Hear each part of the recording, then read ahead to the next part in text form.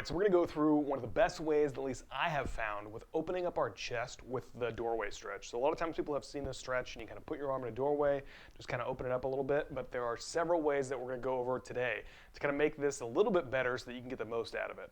So the first thing we're gonna do is we're gonna kind of put our arm in the doorway here. And the first thing we're gonna do though is we're gonna kind of actually elevate the elbow towards a little bit above 90, because one of the key muscles that we're trying to stretch a little bit is called the pec minor, and that guy runs a little bit diagonal in the shoulder.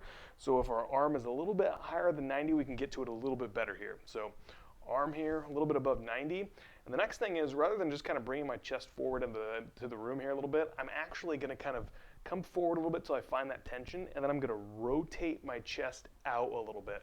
So I'm actively turning my whole torso this way while my shoulder is here.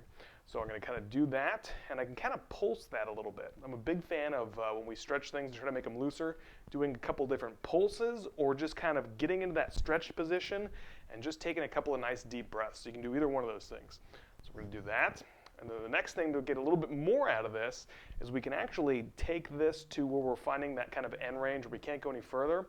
And I can really lightly kind of push my arm into the door here and contract that muscle and just kind of lightly hold that for about 8 seconds or so. And then after I relax that, usually you can go a little bit further, so you can get a little bit more that way.